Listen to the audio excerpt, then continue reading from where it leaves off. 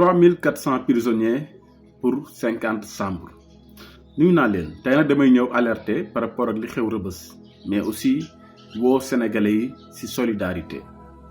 tey ñun ñëpp xam nañu ne tey prison bu Rebeuss bi ñu koy defar liñ fa prévoiroon matul sax 1000 personnes ñii ngi naan 800 personnes tey ñi ngi toll ci 3400 prisonniers donte ne ci diggante bi am na ay chambres yoo xamante ni nii dolliwaat nañu ko fa mais teewul la situation est extrêmement grave parce que man dama ci def ay gëstu mais avant loolu tey ñun ñëpp xam nañ ne ni détenu yi di dundee donc dafa metti ci biir kaso yi rawatina weeru koor gi tey ñun bi ñu fay nekk malgré ay détenus politiques lañ woon malgré am nañu soutien de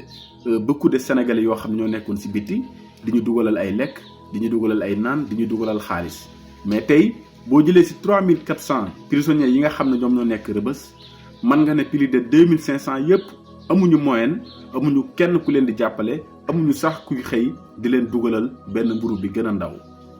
ci loolu tey administration bi amuñu doole bu toll ni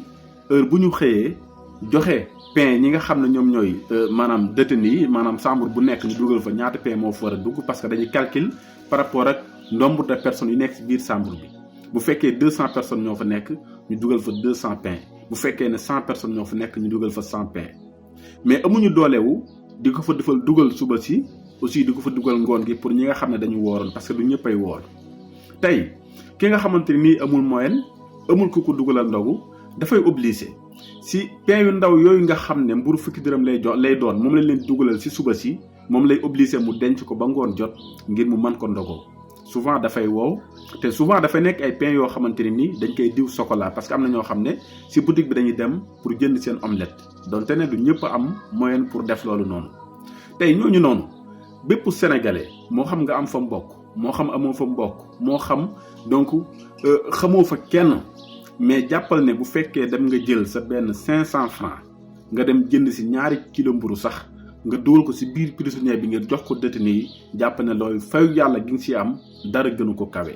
parce que nag bokk na si jaamu yàlla yi gën a kawe mooy nga jël lekk nga jox ko nit mu lekk ko surtout koo xamante ni nii dafa xiif suba ba ngoon jot rawatina nag mu wooroon donc ngir jëmm yàlla moo tax ñooñu noonu may wax sénégalais yi ne leen nañu leen jàppale si ay ndogu lépp lu waay man ngir mën ko def ngir ñoom moo xam nga yor tàndarma moo xam nga jënd suukar moo xam nga jënd Nescafé moo xam nga jënd pain nga dugalal leen ko lillaahi wa rasuuli bu ko defee ñoom ñu mën ci jëfandikoo diiraan Ramadan bi parce que nag ñi nekk ci bitti rek yenn saa yi day metti